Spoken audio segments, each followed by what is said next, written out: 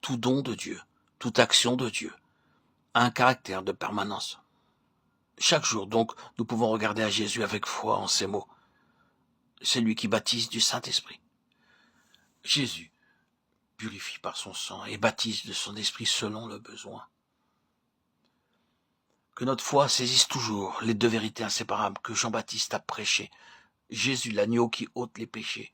Jésus, loin de Dieu, qui baptise du Saint-Esprit. C'est parce que Jésus a versé son sang qu'il a reçu la puissance de communiquer le Saint-Esprit. Ce n'est que là où on prêche la croix de Christ que le Saint-Esprit opère.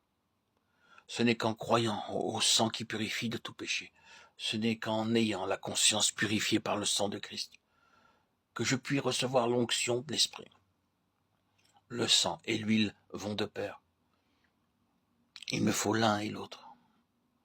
Et je les trouve réunis en Jésus. L'agneau qui est au milieu du trône. Apocalypse 7, 17. Tous, nous devons reconnaître que ce n'est qu'en communion avec Jésus que nous pouvons recevoir et conserver cette vie de l'Esprit, la voir se renouveler en nous. Jésus a dit qu'il croit en moi, des fleuves d'eau vive couleront de lui, Jean 7, 38.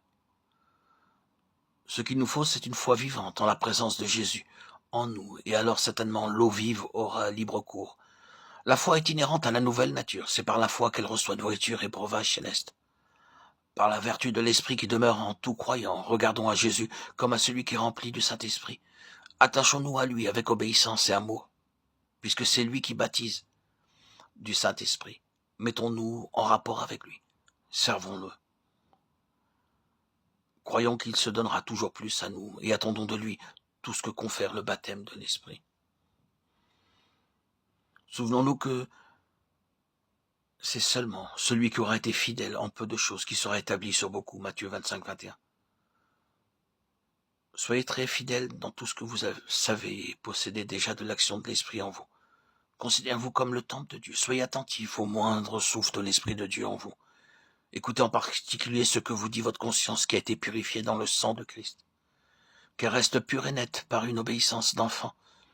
Il se peut que dans votre cœur se trouve encore beaucoup de péchés involontaires contre lesquels vous vous sentez sans force. Humiliez-vous de cet état de corruption innée, accru encore de tous vos péchés volontaires. Que tout nouveau péché soit aussitôt placé sous le sang qui purifie. Seigneur Jésus, de tout mon cœur je t'adore, toi qui es assis sur le trône de Dieu et qui baptise du Saint-Esprit. Du haut de ta gloire, daigne te révéler à moi et me faire connaître tout ce que je puis attendre de toi. Je te remercie de m'avoir appris par ta propre vie quelle est la préparation nécessaire pour être rempli du Saint-Esprit. Pendant ta vie terrestre à Nazareth, l'Esprit était toujours avec toi. Mais ce n'est qu'après avoir voulu accomplir tout ce qui est juste, Matthieu 3,15, qu'après avoir participé au baptême de Jean, qu'après t'être ainsi mis au rang des pécheurs, que tu venais sauver, que tu as reçu du Père une nouvelle effusion du Saint-Esprit. Ce baptême fut pour toi le sceau de son amour, la révélation de sa présence en toi, la force nécessaire pour le servir. Et à présent, toi, sur qui est descendu l'Esprit, toi, en qui il demeure, tu fais pour nous ce que le Père a fait pour toi. Divin Sauveur, je te rends grâce de ce que le Saint-Esprit est déjà en moi. Veuille, selon ta promesse, me remplir de sa présence et par là même de la tienne. Qu'il m'apporte un reflet de ta gloire et de ta puissance divine. Ô Seigneur, Jésus, baptise-moi, remplis-moi du Saint-Esprit.